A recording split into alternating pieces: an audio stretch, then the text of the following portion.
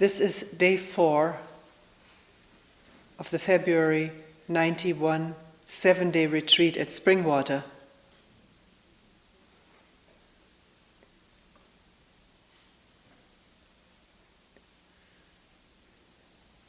I've written down a few questions, and there's one left over from yesterday that we will look at too.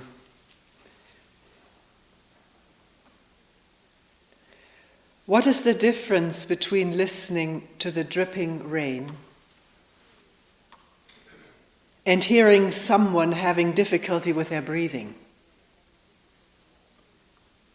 There's a difference for me in the listening.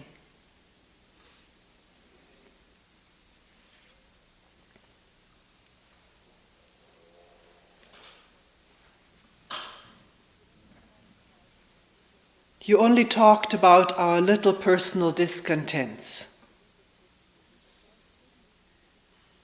But why shouldn't people who live in this society, take blacks for instance, be discontented? Why shouldn't we be discontented with our unjust society? Why do you never speak about that?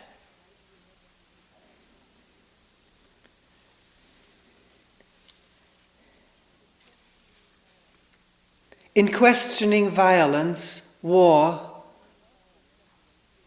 do you not also separate yourself from the people who support war? And isn't such separation necessary? Don't you have to come out and say or demonstrate that something like war is wrong?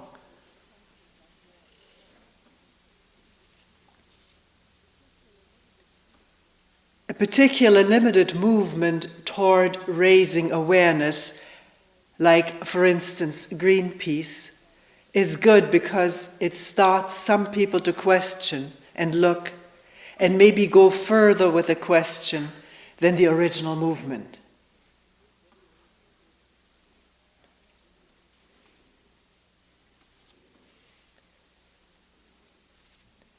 And then what was left over was, please talk about being with and being aware of thoughts and feelings which seem or are destructive or antisocial.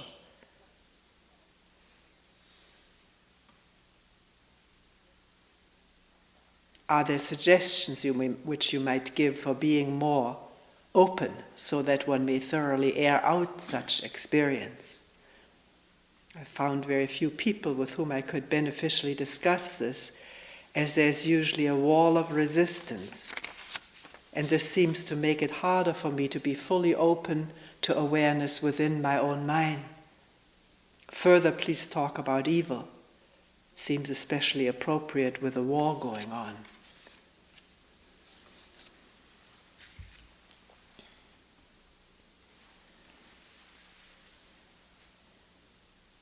Maybe all of these questions we just read all fit together, all related to each other.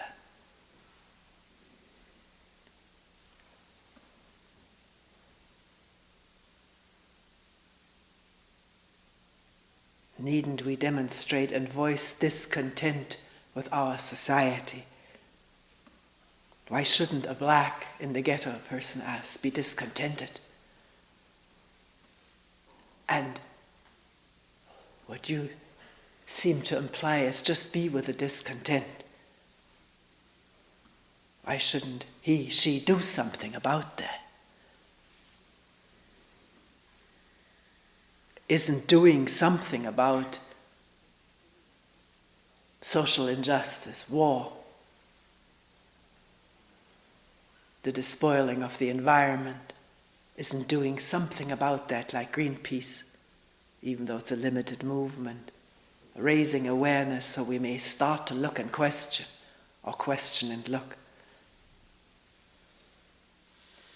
Demonstrating for peace, don't we raise people's awareness of the wrongness of war?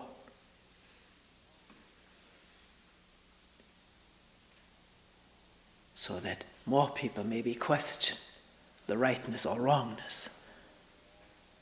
And then someone saying,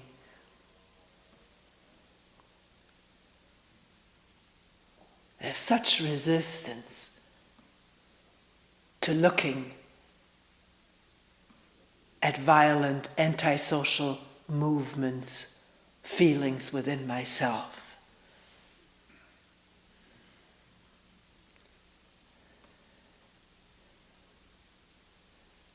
Do you have any suggestions? It's so hard to talk about it, find people to talk about it with, about that.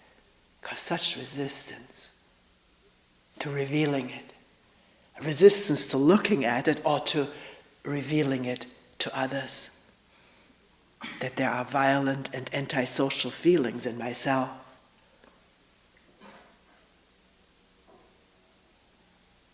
How can one be with that? Aware of it.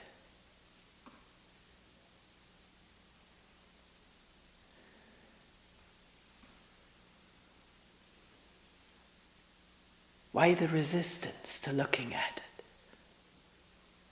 Violent thoughts about someone who squishes one or squelches one, is in one's way, doesn't allow one to have one's way, dominates one, or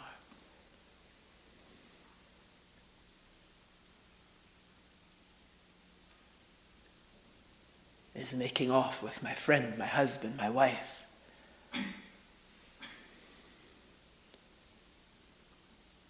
Is capable of doing things that I can't do. Is in the limelight whereas I am in the shadow.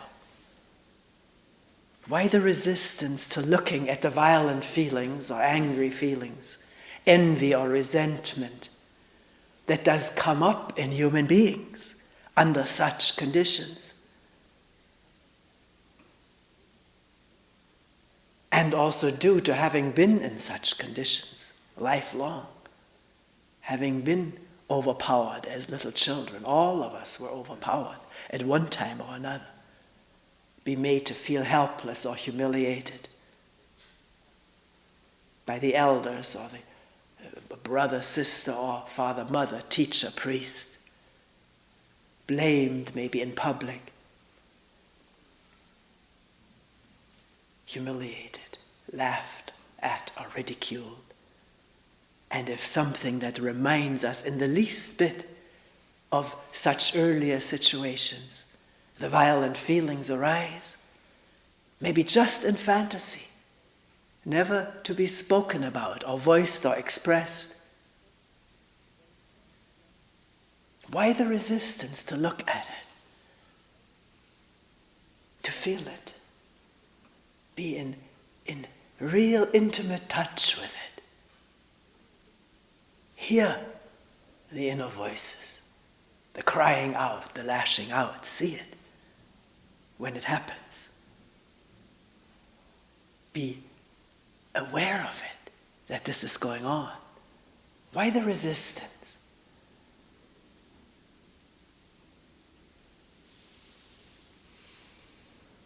Why are we afraid to look?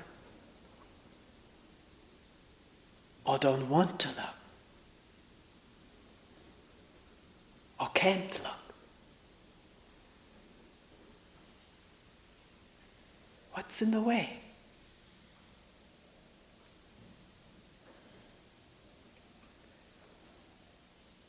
Is it that along with all the painful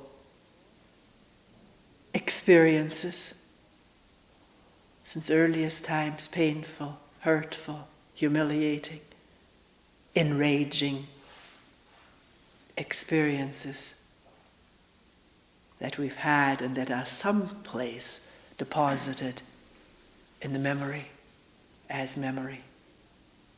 Is it along with that we also learned that we should be good, non-violent, not angry, keep smiling, love those who are our elders, respect them, honor them.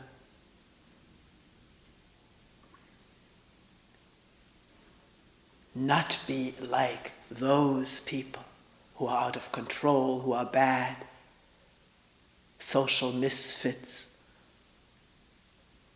delinquents. Early on, we've imbibed what we should be like and what, for God's sakes, we should not be like.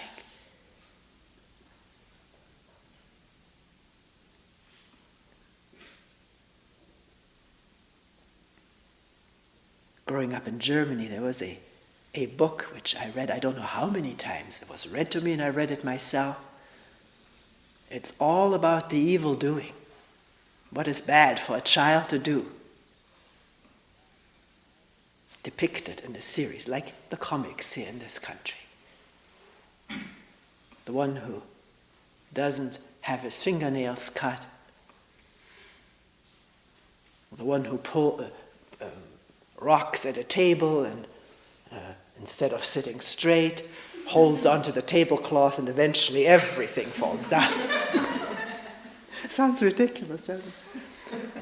The one who's fussy and doesn't eat, and you see him from a nice round person, suddenly all boys. Just come to think of it, all boys. Getting thinner and thinner and thinner because he's fussy. He doesn't eat what's on the table. And the last frame is a grave with a gravestone and a cross on it. There lies so-and-so.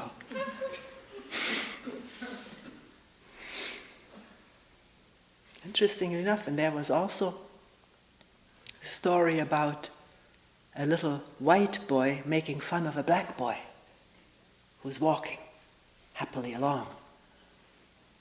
And a big teacher or some kind of a teacher-like figure with a big pot of ink comes along and picks up this white boy and dunks him into the ink.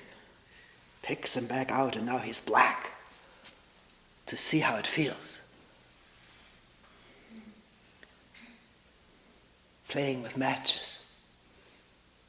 Burning up the whole house. Everybody dead. Including the one who played with the matches. I think everybody's dead. So, there are more stories. I don't remember them all. What happens to you if you're not good is very, very survival threatening not to be good. You end up in the grave or burnt.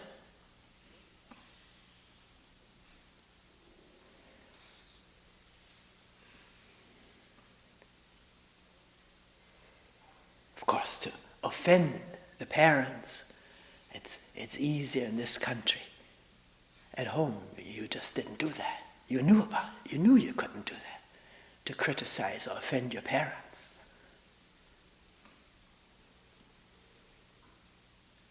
Or to look moody. I had a brother who was very moody, very much, depressed, unhappy child. And how often he was admonished very insensitively and roughly to smile, to be of good cheer, because it hurt the parents to have a moody child, but made them uncomfortable. So you're not supposed to be angry, because those who are your life givers, your sustainers, don't want it. Tell you how you should be and how you should not be. And the dangers are visible, they're palpable, which is withdrawal of love, at least withdrawal of love, maybe more than that. Going to bed without supper, or things like that. So we've learned very early to cling to images of ourselves which make us look good. And be scared of being what is imaged as bad, like these other people. So, of course a resistance grows up to see oneself thinking and doing maybe clandestinely what has been labeled for a long time as bad, punishable, outrageous.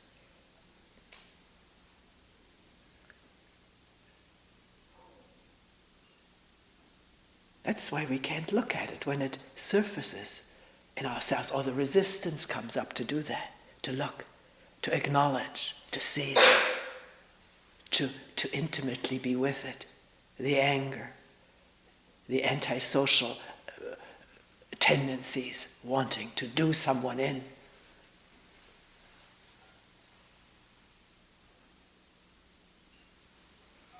Hurt somebody.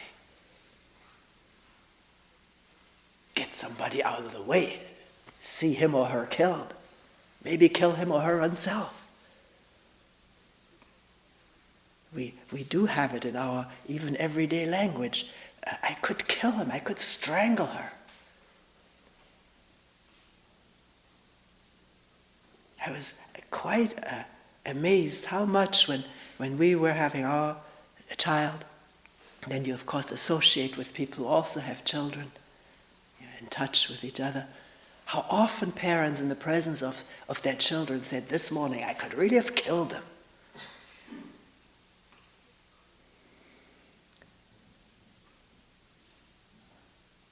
Always when you do broach it and wonder about what if the children hear this, they forget so quickly. That's what we think, because we forgot so quickly. Therefore, all kinds of things that you do to children or do in the presence of children, you don't have to worry about, because they're always in the present. They forget, but we don't. Rain is faithfully recording, and not just the words, but the feelings that went with it, the dread, the fear, the rage. It's all recorded and remembered throughout the body, not just in the brain. Every cell of the body remembers fear and rage and the suppression of it.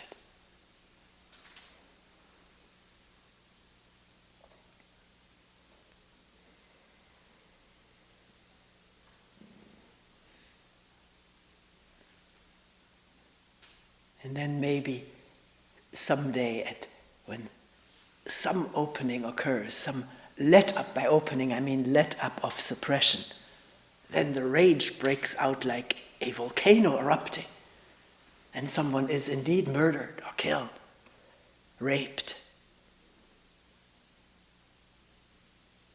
So often if one reads the life histories of murderers, maybe somebody has gone back to check with the neighbors or the parents or the teachers, there is often consensus, he or she was such a mild-mannered child, always obedient, always not sticking out, conforming. It's been amazing to me how often this is said, apart from the fact how these people as children themselves were abused, raped, and so forth. So, one of the resistances we're looking at is the image we have of how we should be, which is a tremendously protective device to be good so others will like us, not cut off their love or support for us. Therefore we have to be good. And how could we hold on to this image if we see all the other stuff that goes on in us? That's one of the resistances. The other is more basic. We are totally identified with what we think about ourselves, what we observe in ourselves or don't observe in ourselves. Everything is me. Every movement of the mind, body, thought, emotion is me. And to this me is tremendous attachment. Like we get attached, we have little test situations where we can see attachment in the character of a novel or a movie. We get very attached to that character. In the novel, we love him or we hate him. We love her and we want her to live. We don't want her to get hurt. We live in identification with that character.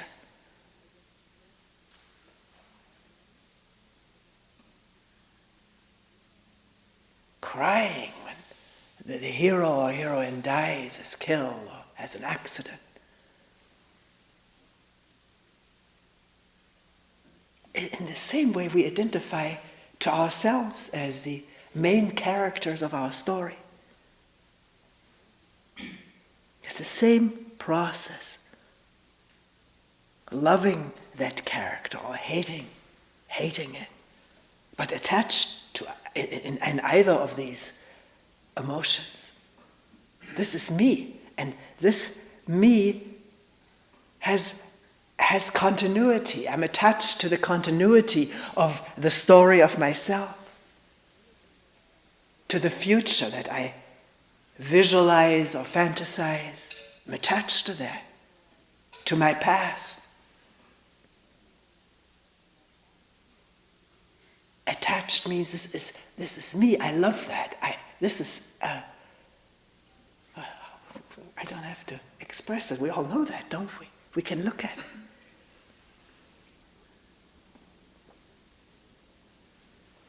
And identification with certain traits that I treasure, consider valuable, important, lovable, I will pay attention to or think that I'm like that. But traits or thoughts, movements, fantasies that don't conform to that character, I can't identify with. And therefore I can't look at it. I can't own it. Unless the attachment of the image that I'm attached to is one of being a rogue, a rascal, somebody antisocial. I may be attached to that image. And then I would not want to look at any other movements in the mind that may be compassionate or whatever. So we've been talking about it quite a number of meetings, whether it's at all possible that this immensely powerful process of identification can sort of loosen its grip. That one realizes or begins to realize that what one is observing in oneself is a human being. Not just ABC, me, Toni, or you, John. We're observing human beings, the human mind, which operates so similarly throughout this whole globe, in human beings everywhere. There's identification, there's image making, there's resistance to looking, attachment to me, fear of loss of support, fear of loss of love, seeking support. It's identical for all of us, and has been so throughout history. In these very basic tendencies we haven't changed.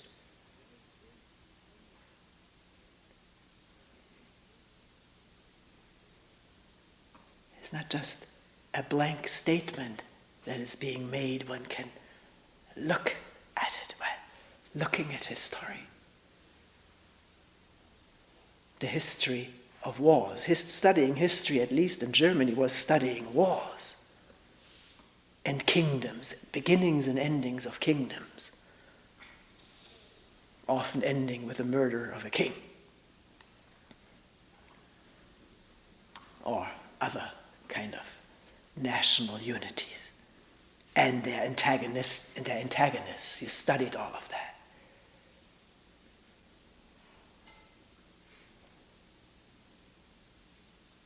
So, discussing it in bright sunshine. The light is there to look. The fresh air is there to breathe in the presence of airing things out.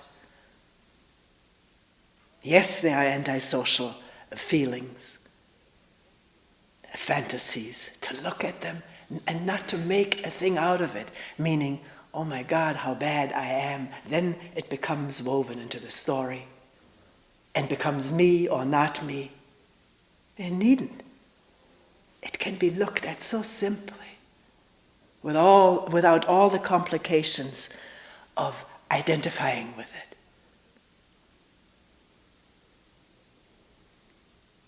Can we do that? So that enormous energy may be freed by not suppressing what is there and sort of bubbles and boils like underneath the crust of a volcano.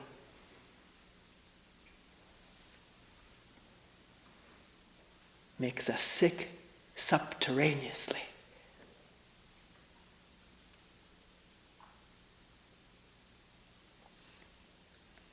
I'm not saying with that we have to now express all of this antisocial thought and feeling.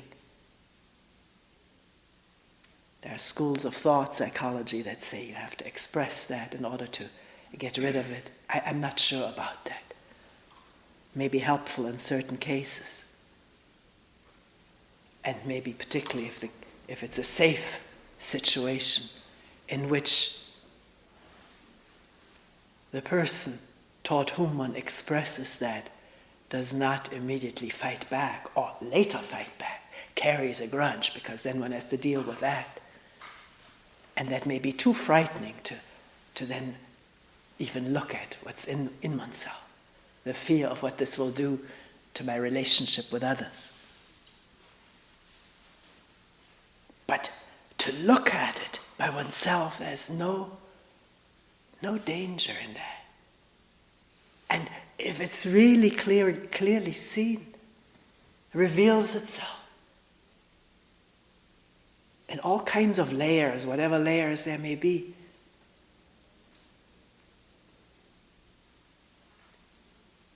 Then one may find, to one's surprise, that the rage does not need to be expressed in any overt way, if that's really the energy of looking.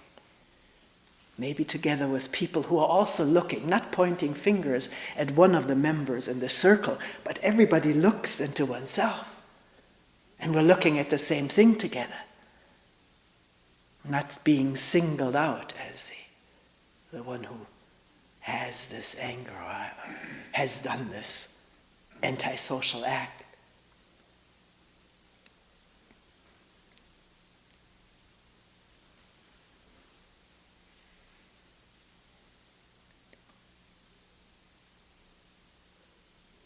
Because we do, if we become less suppressive, because suppression is seen as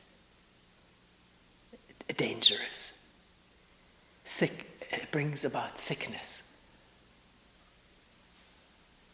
fragmentation. If there's less suppression by being more sensitive to suppression, then anger may bubble up and one may be angry for a moment. Say something, pound on the table or raise the voice, but it can evaporate so quickly. If the whole thing is seen, attended to without all this identification of how I am or how the others are who blow up. We do blow up at times. Too much steam, too much pressure on top, and the lid blows off.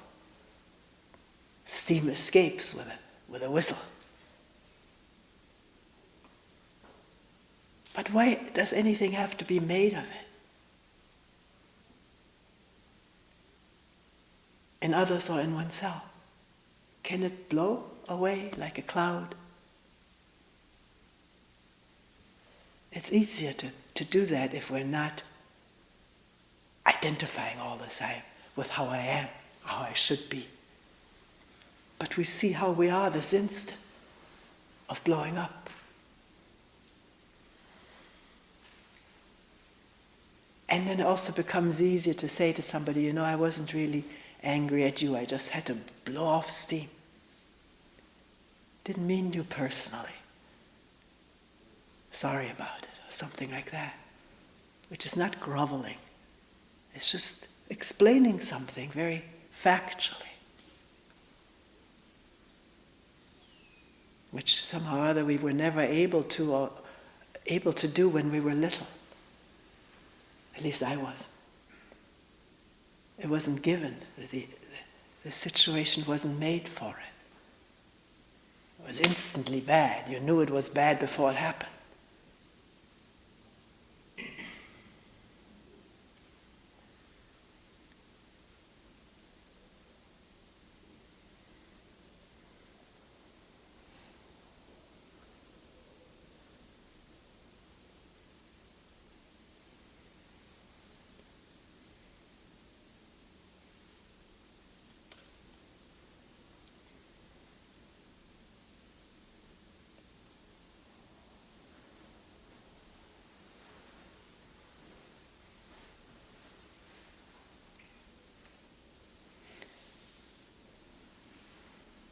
Yesterday, in talking about discontent,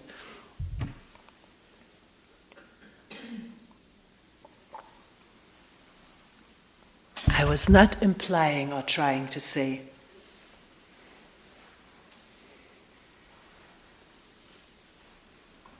that one should disregard what goes on around one. And if any discontent comes up with what goes on around one, to ignore that.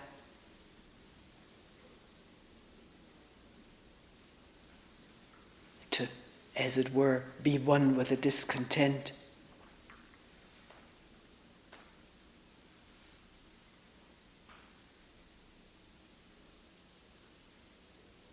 I don't know what I did. What did I say?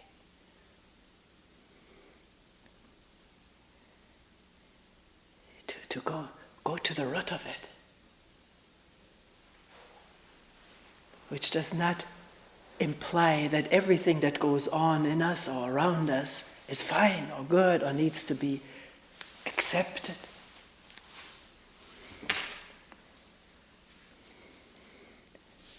Should be accepted, said yes to.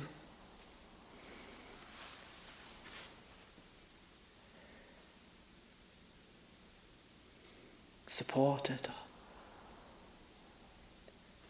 I didn't say that at all. It's true, I don't spend time in talks going into listing and elaborating the ills of society or the world, rather to look where they originate in ourselves, to see if we can find a source of war or injustice in ourselves, without identifying, just to come upon it. Because the world, the society, is made up of human beings. It's not made up out of some extraterrestrials which sort of come from the outside. It's you and me. In our relationship or lack of relationship that make up society on the intimate level and on the ever-growing level.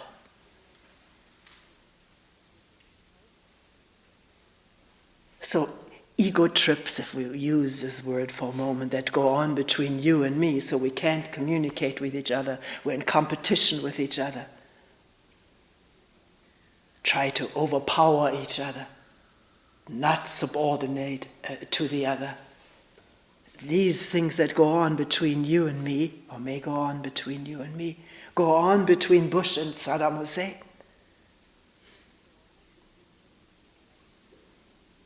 It's amazing to watch how similar it is to kids.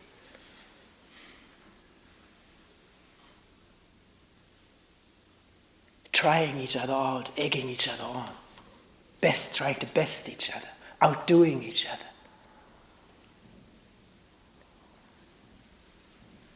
Because it's more involved than just that, much more in terms of financial interests. But I don't have to go into that. It's being elaborated in books and lectures.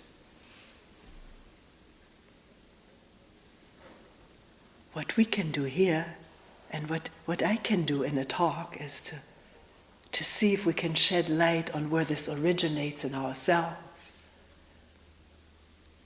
Urge to acquire, to possess, to hold, to keep others out. To be better than the rest, or not to be ridiculed by the other. To prove ourselves. Show how good we are, how strong we are. All of this goes on in ourselves, doesn't it?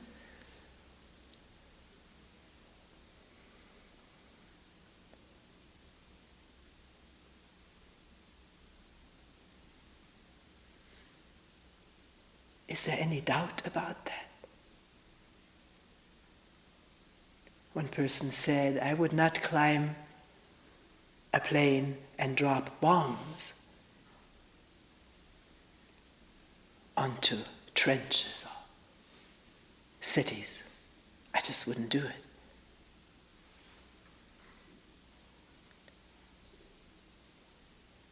But I don't know whether it was the same person. It was in a group who said, but the way I am with someone else I'm living with is not so different from murderousness. One can kill each other with other than bombs, or injure each other with words, with all kinds of humiliations, anger, put-downs, and so forth. And if one had been raised the way the one who's climbing into the airplane, we would also be climbing into that airplane. And the one who's climbing into the airplane, had he or she been raised differently, may not climb into the airplane. Who knows? We're all made up out of the same systems and responses and conditionings. And it's the same brain, oversized as it is. Long ago read a book, very interesting, which was entitled Our Presumptuous Brain. Because it's sort of fault-finding. We have to be careful with that. It has this ability to remember forever and imagine that the memories represent the real thing, not being able to differentiate between what's real and what is projected, until some other processes come into play,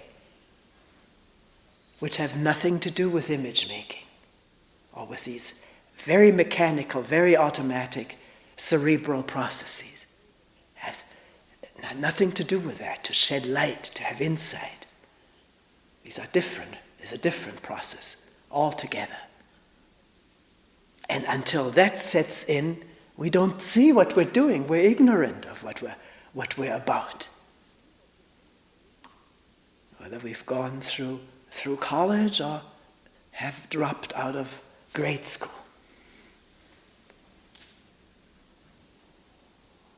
We don't see the processes of this mind unless insight takes place. We can think about it, and maybe that helps some.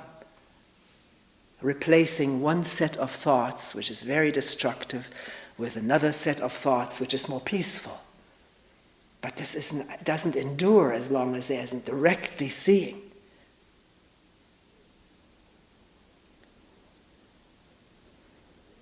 how anger comes up when I talk to myself about what the nerve that he had to do that to me.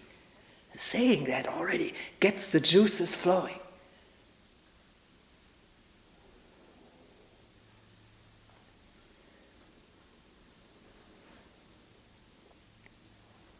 That's why anger can evaporate so quickly if these constant comments are seen through and are not engaged in, which support and fuel the anger.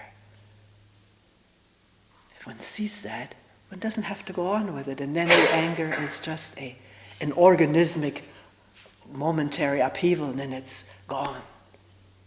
If it's not supported by the way we think and talk and remember and project about it, which this brain makes possible. It's not that we're bad, it's what is possible and happens in brain and body processes. So coming back to discontent with society,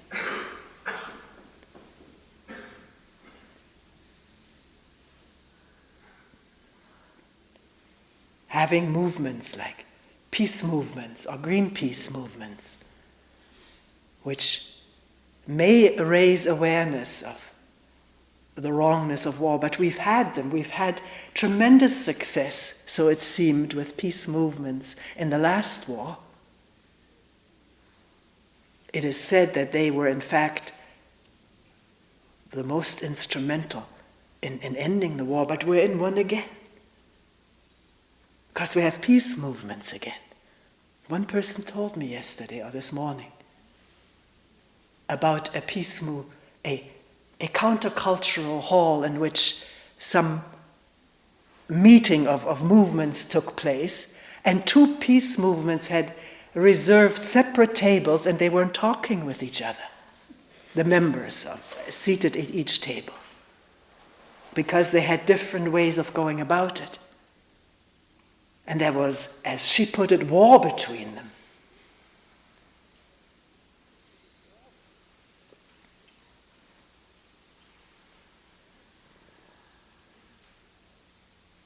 So, maybe we're killing fewer whales, and maybe we're cutting down fewer trees. We're more aware of polluting the environment. We have more. If one travels into the eastern countries, it hits one how polluted the air is, how the cars emit what cars here don't emit anymore. So progress has been made and can be made due to whatever lobbying we're doing. That's on a limited scale and it should not be discontinued. It happens anyways. There are enough people who support it, who give life, energy and money to it. We're not critical of that.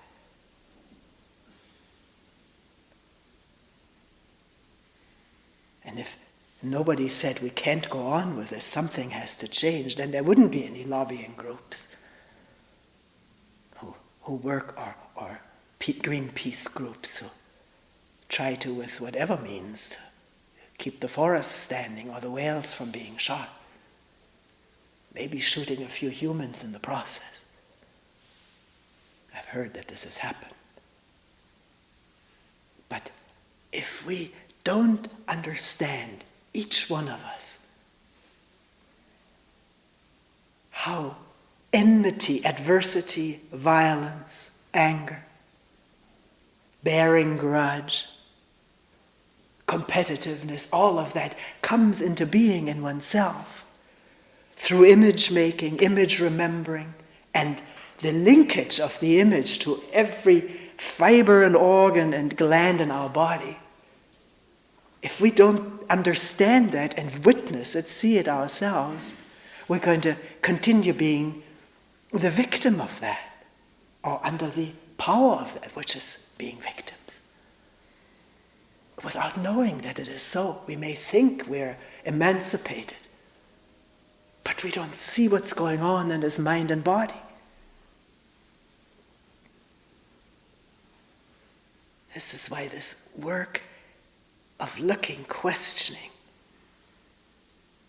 sitting quietly for times in the midst of what we yesterday said is this chaotic movement of desires and wants and fears within ourselves. Sitting with it, wondering about it quietly, without knowing the answer, without seeking for a solution.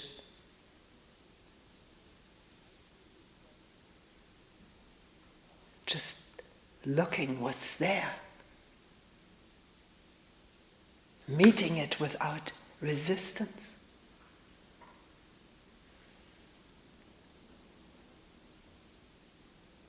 Then we begin to understand ourselves, and not just ourselves, but each other. No matter where we may live or what our background may be, we understand human beings. When we understand this human being, at least for moments at a time, that's how we begin. Small, not grandiose, large scale. It doesn't work that way.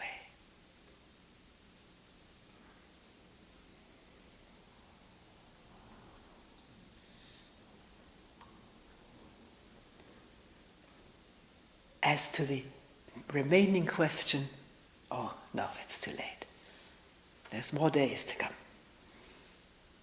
We'll talk about that question. I seem to be listening differently to the dripping rain than to when somebody is breathing noisily next to me. The way it was said was not noisily, it was said with difficulty. We'll look at that tomorrow. We can look at it anytime. We don't have to wait for a talk. And discover all kinds of interesting things about ourselves.